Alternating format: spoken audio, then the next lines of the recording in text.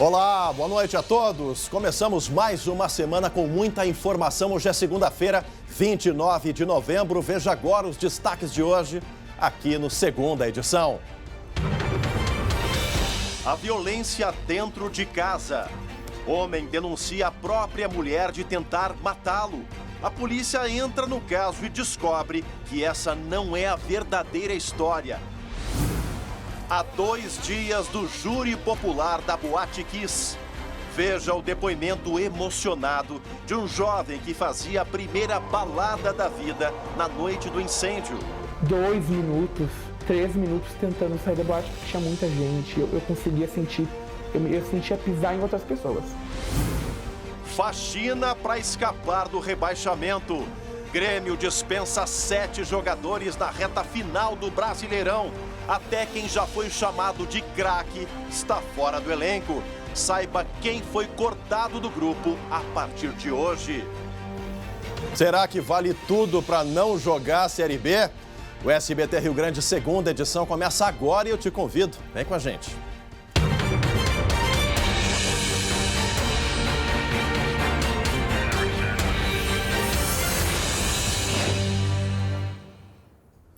Olha, pessoal, a variante Ômicron do coronavírus, a nova variante descoberta, está preocupando as autoridades em todo o planeta. E aqui no nosso estado não é diferente. Em Porto Alegre, por exemplo, viajantes que chegarem à capital dos gaúchos pelo aeroporto poderão fazer o teste gratuito. Vamos ao vivo até a Serra conversar com o repórter Guilherme Fadanelli, que conta mais detalhes. Fadanelli, como essas notícias da variante nova repercutem aí na principal cidade da Serra Gaúcha, meu amigo? Boa noite. Oi, Gemani, boa noite. Pois é, ainda cercada de muitas dúvidas, não só em Caxias, mas no mundo todo, né? A prefeitura da capital quer começar a testagem dos passageiros ainda nessa semana. Todos que chegarem pelo aeroporto Salgado Filho, sejam moradores de Porto Alegre ou pessoas que vão ficar pelo menos 4 dias na cidade, vão poder fazer esse teste. Basta acessar o site da Prefeitura de Porto Alegre, preencher um protocolo para receber as orientações desse exame. Os resultados saem até 24 horas. Essa medida é importante, Chemari, para isolar os casos de Covid, ainda mais que especialistas alertam que essa nova variante pode ser mais contagiosa que as demais. Vamos ouvir. Ela confere, pelo menos no mínimo, quando comparada às outras, uma maior capacidade de adaptação ao organismo humano. Ela é provavelmente mais facilmente transmissível. A nova variante, Chemali, foi identificada no dia 24 de novembro na África do Sul. Até agora, ela já apresentou mais de 50 mutações. E ainda não se sabe, Chemali, o grau de periculosidade dessa nova variante, né? Se ela causa mais mortes ou não que as demais, porque ainda necessita de muita pesquisa e não se sabe também se as vacinas disponíveis previnem contra essa variante. Por isso, além da questão de seguir a vacinação, é importante também esse controle que a Prefeitura da capital está fazendo. Vamos ver. Então, existe uma preocupação, sim. Será que essa variante nova, a Ômicron, será que ela vai conseguir escapar da proteção das nossas vacinas? Tomara que não. Tá aí, né, Fadanelli, a ciência ainda fazendo muitas perguntas. Claro que tem um know-how já de todo o período, né, de combate à pandemia, mas uma questão é importante, né, Fadanelli? Enquanto países importantes do mundo não estiverem com a taxa de imunização alta, e é o caso, infelizmente, do continente africano, todo mundo fica sob um risco de novas mutações. São mais de 50 mutações só dessa variante, né, meu amigo? Exatamente, Chemali. Por isso que as autoridades de saúde, ao mesmo tempo que falam desse contágio, que pode ser maior da variante, também pedem um pouquinho das pessoas, né, que não fiquem tão alarmadas assim com essa variante, porque a gente ainda não tem resultados muito específicos sobre como ela age no nosso organismo. Mas uma coisa é importante, Chemali, seguir com os cuidados. A vacinação segue sendo muito importante. Aqui em Caxias, hoje, por exemplo, teve a estreia do Vacimóvel, um veículo que percorre os bairros aqui da cidade para levar a vacina contra a Covid até as pessoas, já que elas não vão até as UBSs. Amanhã o Vacimóvel vai estar no bairro Diamantino, aqui em Caxias, durante todo o dia. E uma outra informação importante, Chemali, aqui de Caxias, é que a partir de amanhã, a terceira dose vai ser estendida para pessoas acima de 18 anos que tenham recebido a segunda dose da vacina há pelo menos 5 meses. Outra coisa, né, Chemali? Máscara continua sendo importante. Enquanto eu esperava para conversar contigo, muita gente passando por aqui. A gente está em frente à UPA Central e gente com máscara no queixo, Chemali. Tá certo, meu amigo. Obrigado, Fananelli, pelas informações. É isso, né, gente? Vacinação, uso de máscara e evitar ao máximo as aglomerações. Eu sei que a normalidade parece que está aí fora, mas não é bem assim, né? É importante a gente se proteger para evitar novos casos de coronavírus aqui no nosso país. Câmeras de segurança mostram imagens de uma mulher sendo agredida na calçada em frente à casa dela. O motivo? Isso lá em Rio Grande. Um carro estacionado no lugar errado. Esse e outros destaques agora no Giro de Notícias. A vítima chamou o dono desse carro que estava fechando a entrada da garagem e pediu que ele retirasse o veículo. Nisso, começa uma discussão. Na sequência, o dono do carro parte para cima da vítima, com socos e chutes. O suspeito das agressões seria um policial militar de folga. A Brigada Militar informou que foi instaurado um procedimento investigatório para a apuração do caso. Uma idosa foi atacada dentro de um supermercado em São Marcos.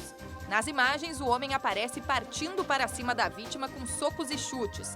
De acordo com a polícia, ele alegou que a idosa estava demorando demais no caixa e abusando do seu poder econômico. Ele teria problemas psicológicos. A polícia vai investigar o fato. A PRF deteve o motorista desta carreta por direção perigosa na BR-290 em Uruguaiana. O condutor foi denunciado à polícia por outros motoristas depois de fazer manobras agressivas, incluindo uma tentativa de ultrapassagem arriscada que obrigou um carro a entrar no acostamento. Ele alegou como um motivo o fato de estar brigando com o motorista do outro caminhão. E agora eu peço toda a atenção para essas imagens fortes, chocantes, isso lá no Noroeste Gaúcho, porque um secretário da Saúde perdeu o cargo hoje, foi exonerado depois de ser flagrado batendo na esposa. Vamos para a redação saber como essa história se desenrolou e teve uma mentirinha para a polícia, né, Ananda Miller? Boa noite, minha amiga. Boa noite, Chemali. Boa noite a todos. Foi lá em Coronel Bicaco, no noroeste do estado. E sim, teve uma mentirinha para a polícia. O secretário Luciano Barcelos Garcia, ele acabou indiciado por lesão corporal após agredir a esposa. Essas agressões foram flagradas por câmeras de segurança na casa do casal. O caso aconteceu no último dia 6 de novembro. As imagens mostram o momento em que o homem dá vários tapas e puxões no cabelo da mulher. Em outro trecho, pois é, ele aparece arrastando a esposa pelos cabelos. Segundo a Polícia Civil, agora vem a mentirinha. O homem que buscou a polícia primeiro e disse que a mulher tentou matá-lo, que ele sofreu uma tentativa de homicídio. Depois, com a investigação em andamento, as imagens das câmeras de segurança foram avaliadas e aí se descobriu toda a verdade, que de fato o que aconteceu é que ele agrediu a mulher e ela apenas tentou se defender. O inquérito policial foi remetido à justiça no dia 19 e ele responde em liberdade. A mentirinha é em tom de ironia, né, Nanda? Porque o que ele fez é crime, crime grave. Merece ser responsabilizado por isso. A gente passa para uma outra investigação, Ananda, porque a Polícia Civil encerrou um inquérito sobre aquele caso que apurava as denúncias de mulheres, de vítimas que foram pacientes do cirurgião plástico Estevão José Rodrigues. Mais de 30 vítimas, começou com 9 a denúncia aqui no SBT e subiu para mais de 30, Nanda. Chemali, foram 34 mulheres, para ser exata, mas esse número acabou ficando talvez não até maior, porque muitos casos são mais antigos e eles acabam prescrevendo. A polícia indiciou o médico por 4 importunações sexuais e uma lesão corporal. O que seria a lesão corporal? Um procedimento estético que deu errado, por exemplo, por erro médico. Segundo a investigação, pelo menos 10 mulheres ficaram com deformações no corpo por procedimentos mal feitos. A clínica do Dr. Estevão também, ela funcionava de forma irregular e foi fechada pela vigilância sanitária. Os policiais encontraram, inclusive, medicamentos vencidos, instrumentos cirúrgicos sujos, enferrujados e sem comprovação de esterilização. Vale lembrar também como ele agia. Segundo o depoimento das vítimas, durante a consulta, o Dr. Estevão, ele acabava tocando, passando a mão no corpo das mulheres em locais que muitas vezes não faziam parte do procedimento. A gente conversou com a delegada Marcela Ehler, que também fala um pouquinho sobre esse modus operandi. Todas elas, por exemplo, relatam que ele tentava beijá-las na boca. Isso é um traço bem característico aí do assédio praticado por esse médico. Né? Praticamente todos os relatos nesse sentido, o que demonstra que as afirmações são verossímeis, né?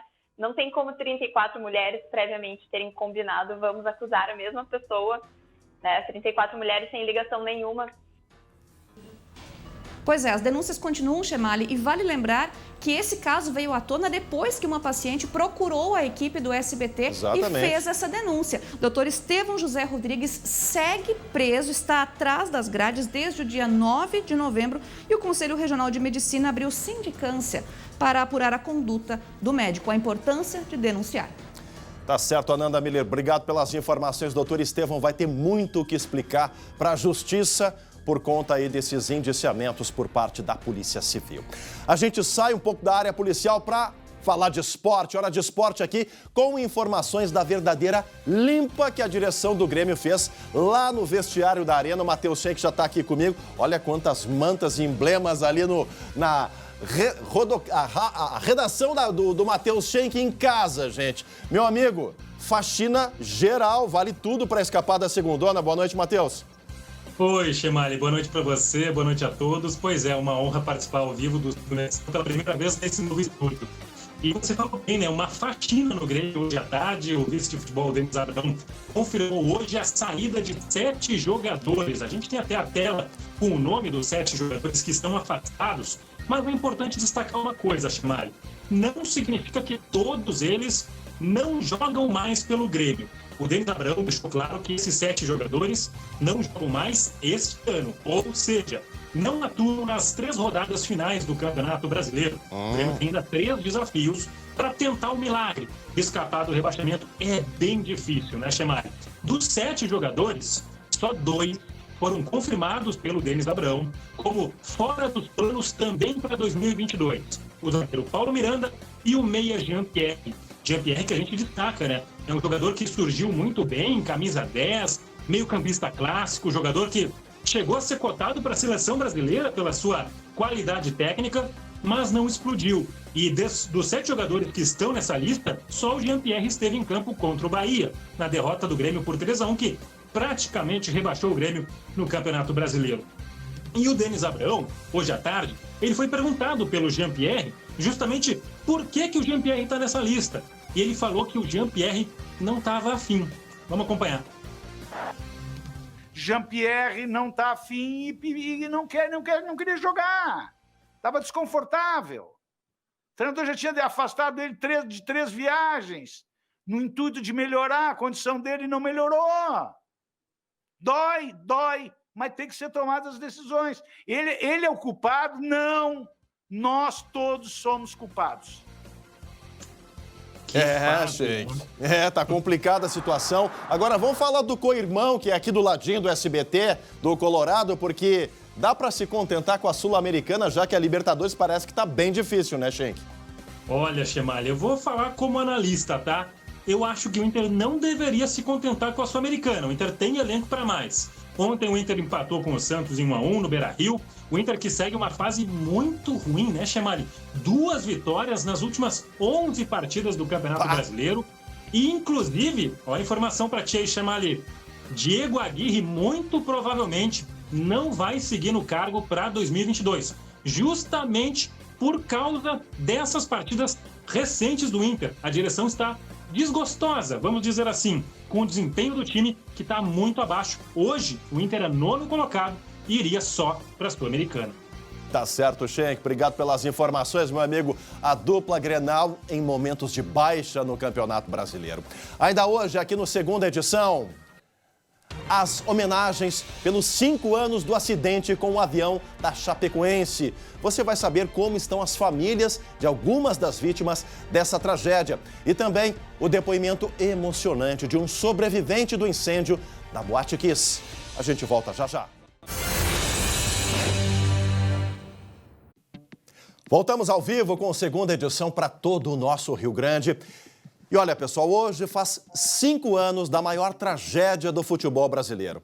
O acidente com o voo da Chapecoense deixou 71 mortos. Muitas dessas famílias das vítimas ainda aguardam as indenizações. Após a tragédia, a viúva do zagueiro William Thiago morou em Chapecó por 1 ano. Mas Suzy decidiu se mudar com a filha para Porto Alegre, onde se tornou empresária. Chega nessa data, a saudade floresce. Ela chora de saudade, tem vezes que ela chora, me abraça, que ela sente falta. Eles eram muito apegados. A Justiça Trabalhista condenou a Chapecoense a pagar uma indenização de cerca de 14 milhões de reais a ela. Mas Suzy reclama que ainda não recebeu nada, mesmo tentando negociar com o clube nesses 5 anos. A Chapecoense não deu prioridade para nós. A Chapecoense já pagou 20 milhões de reais às famílias, mas desde o acidente, a crise financeira só aumenta. 40% da dívida do clube, que chega a 120 milhões de reais, está diretamente ligada com a tragédia. Dentro de campo, outra crise que deve refletir nas finanças. A Chape já está rebaixada para a 2ª divisão, o que vai diminuir as receitas do clube. Segundo o clube, 23 ações estão sendo pagas. Outras 11 ainda aguardam acordo. O objetivo dessa vice-presidência, sempre disse para o Conselho Deliberativo, era fechar todos os acordos. Infelizmente não consegui, mas por motivos financeiros e econômicos, porque nós não conseguiríamos honrar. Até 2027 e 2028 devem ser quitados todos os acordos. Em Brasília, a CPI que investiga a tragédia foi retomada após 1 ano e 10 meses parada por causa da pandemia. O relatório final pode ajudar em processos que correm em outros 4 países contra as seguradoras e a empresa Lamia, que não indenizaram ninguém até agora. A companhia aérea boliviana transportava a equipe da Chape e jornalistas para a final da Copa Sul-Americana na Colômbia, quando o avião caiu perto de Medellín. 71 passageiros morreram. A Associação dos Familiares e Amigos das Vítimas do Voo da Chapecoense acompanha as ações internacionais. Essas questões judiciais são algumas, é uma coisa que nos dá um alento. Então, é uma forma das famílias também trabalharem o seu luto. Filha de Sandro Palaoro, ex-presidente do time e vítima da tragédia, Daiane segue torcedora da Chape pela memória do pai. Faço o que eu acho que ele estaria fazendo, tento fazer isso, mesmo que seja difícil em alguns momentos, mas eu supero e é por ele que eu estou aqui.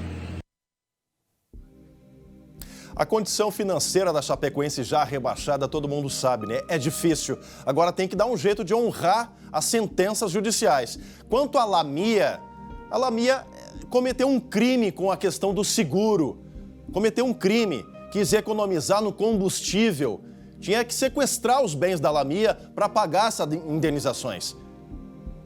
Essa tragédia ninguém esquece, especialmente as famílias, uma cidade inteira como a cidade de Chapecó. O time, infelizmente, está indo já para a 2ª, foi o primeiro time rebaixado no Campeonato Brasileiro e a tendência é 2022-23 não ter esse valor para fazer essa indenização às famílias. Sofrimento sem fim para quem estava naquele voo que, infelizmente, acabou caindo lá na Colômbia. A gente fala agora de uma outra tragédia que também não sai da memória dos gaúchos. No 3º depoimento da nossa série Memórias de uma Tragédia, você vai ouvir hoje o relato de quem sobreviveu ao incêndio na Boate Kiss. Meu nome é Luzardo, tenho 26 anos e sou sobrevivente da tragédia da Boate Kiss.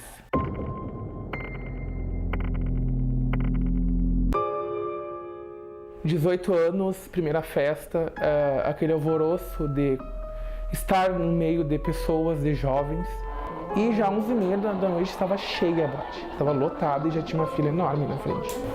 Era uma boate linda, muito grande.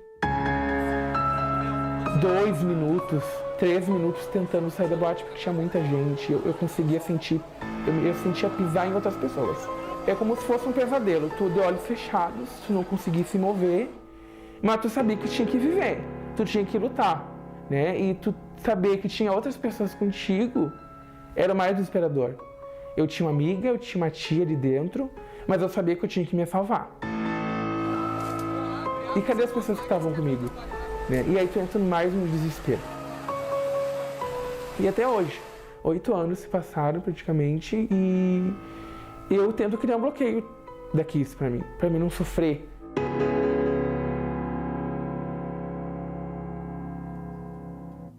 Muito forte, né, gente? Olha, o jornalismo do SBT vai acompanhar todos os detalhes do julgamento que inicia na próxima quarta-feira. A cobertura completa você vai acompanhar nos jornais locais, nacionais, no SBT News e também nas nossas redes sociais. Fique ligado. Obrigado pela sua companhia. Na sequência vem o SBT Brasil. Lucas Abate ao vivo de Chapecó com todos os detalhes. Amanhã, 11h30, SBT Rio Grande. A gente se vê às 7h20 da noite. Tchau, tchau.